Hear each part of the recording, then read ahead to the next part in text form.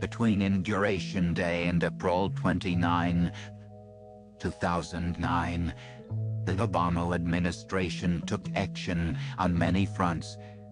For his efforts during his view in office, the Nobel Committee in Norway awarded Obama the 2009 Nobel Peace Prize.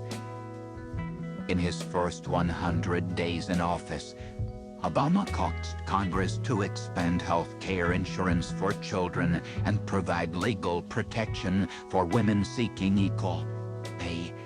A $787 million stimulus bill was passed to promote short-term economic growth. Housing and credit markets were put on life support, with a market-based plan to buy you banks toxic gas. Loans were made to the auto industry. Obama cut taxes for working families, small businesses, and first-time home buyers.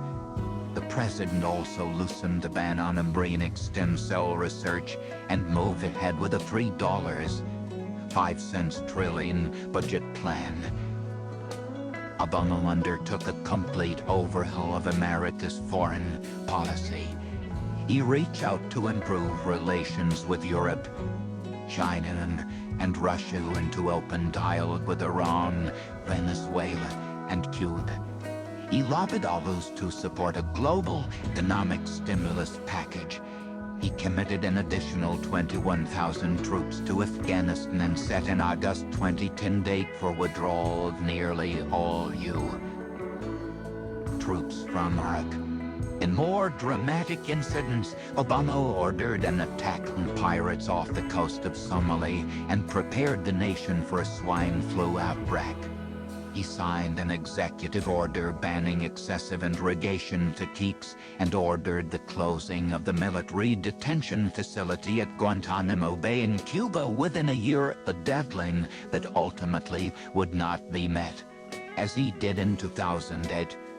During his campaign for a second presidential term, Obama focused on grassroots initiatives. Celebrities such as Anna Wintour and Sarah Jessica Parker aided the president's campaign by hosting fundraising events. Business. I guarantee you, we will move this country forward, Obama stated in June 2012 at a campaign event in Maryland. We will finish what we started, and we remind the world just why it is that the United States of America is the greatest nation on earth. In the 2012 election, Obama faced Republican opponent Mitt Romney and Romney's vice presidential running mate, Representative Paul Ryan. On November 6, 2012, Obama won a second four-year term as president by receiving nearly 5 million more votes than Romney and capturing more than 60% of the Electoral College. Obama officially began his second term on January 21, 2013, when Chief Justice John Roberts administered the oath of office. In his inaugural address, Obama called the nation to action on such issues as climate change, health care, and marriage equality to a crowd gathered in front of the U.S. Capitol building. In November 2014, Obama had to cope with new challenges on the home front.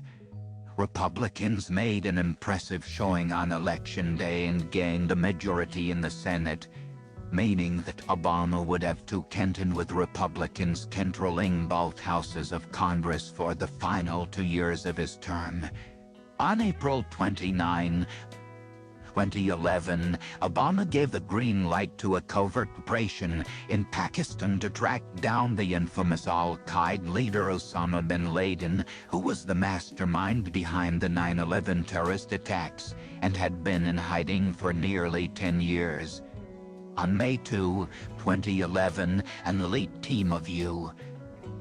Navy SEALs raided a camp in Abbottabad, Pakistan, and within 40 minutes killed bin Laden in a firefight. The The same day, Obama announced bin Laden's death on national television. For over 2 decades, bin Laden has been al-Qaeda's leader and symbol, and has continued to plot attacks against our country and our friends and allies. The death of bin Laden marks the most significant achievement to date in our nation's effort to defeat al-Qaeda. Obama said, "As we do, we must also reaffirm that the United States is not, and never will be." Obama found himself grappling with an international crisis in late August. In September 2013, when it was discovered that Syrian leader Bashar al-Assad had used chemical weapons against civilians, while saying that thousands of people, including over 400 children, had been killed in the chemical attacks, Obama called Syria's actions a serious national security threat to the United States and to the region, and as a consequence, Assad and Syria needs the president work to persuade Congress and the international community at large to take action against Syria, but found a majority on Capitol Hill opposed to military involvement. Obama then announced an alternative solution on September 10, 2013, by stating that if al-Assad agreed with the stipulations outlined in a proposal made by Russia to give up its chemical weapons, then a direct strike against the nation could be avoided. Al-Assad acknowledged the possession. In September 2013, Obama made diplomatic strides with Iran. He spoke with Iranian President Hassan Rouhani on the phone, which marked the first direct contact between the leaders of the two countries in more than 30 years. This groundbreaking move by Obama was seen by many as a sign of thawing in the relationship between the United States and Iran.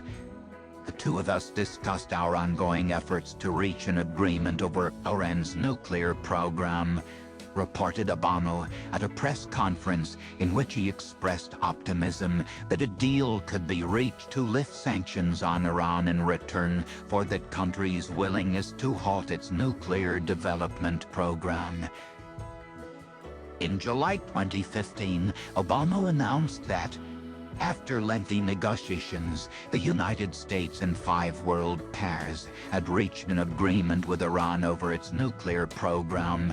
The deal would allow inspectors entry into Iran to make sure the country kept its pledge to limit its nuclear program and enrich uranium at a much lower level than would be needed for a nuclear weapon. In return, the U.S. and its partners would remove the tough sanctions imposed on Iran. As the administration began its effort to lobby Congress to endorse the deal, Obama made his first trip as president back to his father's homeland of Kenya.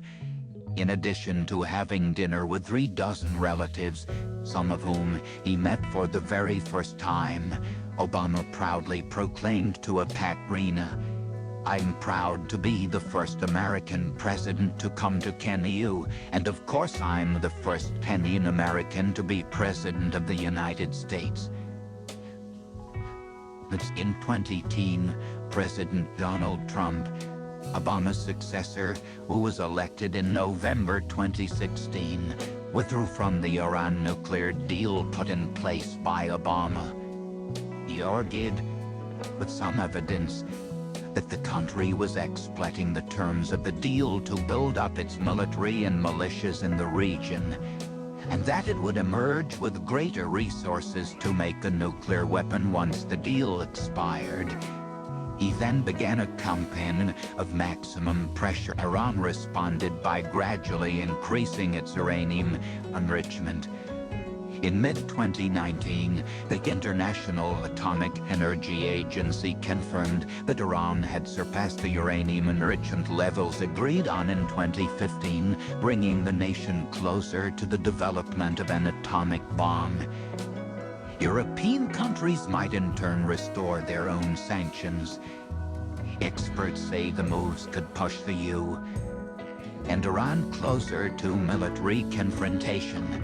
Echoes of the Cold War also returned after civil unrest and protests in the capital city of Kiev led to the downfall of the Ukrainian President Viktor Yanukovych administration in February 2014. Russian troops crossed into Ukraine to support pro-Russian forces and the annexation of the province of Crimea. In response, Obama ordered sanctions targeting individuals and businesses considered by the EU government. The Ukraine agitators are involved in the Crimean crisis. In 2014 we are well beyond the days when borders can be redrawn over the heads of democratic leaders, Obama stated. The president said the sanctions were taken in close coordination with European allies and gave the EU the flexibility to adjust our response. Going in August 2014, Obama ordered the first airstrikes against the self-proclaimed Islamic State, also known as ISIS or ISIL, which had seized large swaths of Iraq and Syria and conducted high-profile beheadings of foreign hostages. The following month, the EU launched its first attacks on ISIS targets in Syria, although the president pledged to keep combat troops out of the conflict. Several Arab countries joined the airstrike. The only language understood by killers like this is the language of force, Obama said in a speech to the United Nations. So the United States of America will work with a broad coalition to dismantle this network of death. Obama flexed his presidential power in December 2014 by moving to re-establish diplomatic relations with Cuba for the first time in more than 50 years. He and Cuban President Raul Castro announced the normalizing of diplomatic relations for the first time since 1961.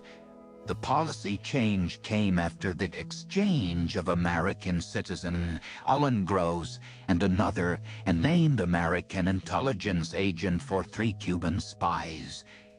In a speech at the White House, Obama explained that the dramatic shift in Cuban policy would create more opportunities for the American and Cuban people and begin a new chapter among the nations of the Americas.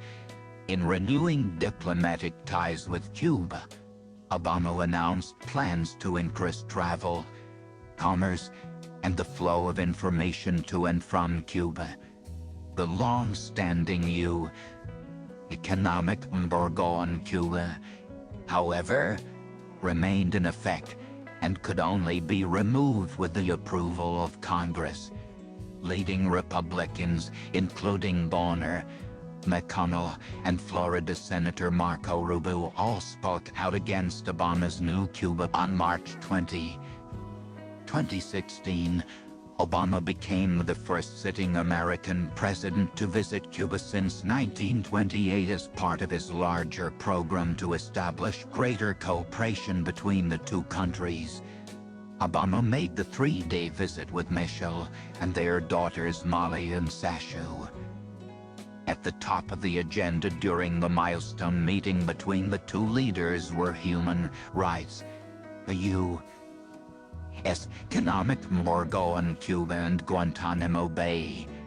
Following their first conversation at the Palace of the Revolution, Castro and Obama held a joint press conference broadcast on state television during which they fielded questions from the press. While they acknowledge its complexities, but also professed a shared optimism about the road ahead. Travel to Cuba from the United States began to surge, with the EU becoming the second largest source of travelers to the island nation behind Canada. In June 2019, President Trump banned ship and commercial airline travel and Cuba. The restrictions effectively banned all tourist travel to Cuba by prohibiting people-to-people educational travel. The Trump administration said the move was in an effort to pressure the Cuban government to stop supporting Venezuelan President Nicolas Maduro. Experts said it could cripple the economy and might therefore be an attempt to overthrow the regime of President Miguel Diaz-Canel. the hand-picked successor, Fidel Castro, who took office in 2010. In 2015, Obama traveled to India to meet with Prime Minister Narendra Modi. According to several news reports, Obama and Modi had reached a breakthrough understanding regarding India's nuclear power efforts. Obama told the Indian people in a speech given in New Delhi that we can finally move toward fully implementing our civil nuclear agreement, which will mean more reliable electricity for Indians and cleaner, non-carbon energy that helps fight climate change. This agreement would also open the door to you. Investment in India's energy industry. Barack Obama. President Obama waves to the crow as he leaves Hussein, South Korea. Hussein was the final destination on his first tour of as president. President Barack Obama waves to the crow as he leaves Hussein, South Korea. Hussein was the final destination on his first tour of as president. On March 10, 2016, Obama met at the White House with newly elected Canadian Prime Minister Justin Trudeau in the first official visit by a Canadian leader in nearly 20 years. Central among the topics addressed during their meeting, which also included trade, terrorism, and border security, was climate change, with the two leaders promising a commitment to building an international low-carbon global economy. Trudeau's apparent concern for environmental issues and generally liberal agenda stand in contrast to his predecessor, Stephen Harper. Obama had strained relations with Harper due in part to Obama's unwillingness to allow for the construction of the Keystone XL pipeline. In spite of opposition from congressional Republicans and the populist Tea Party movement, Obama signed his health care reform plan, known as the Affordable Care Act, into law in March 2010. The new law prohibited the denial of coverage based on pre-existing conditions, allowed citizens under 26 years old to be insured under parental plans, provided for free health screenings for certain citizens, and expanded insurance coverage, and acts to medical care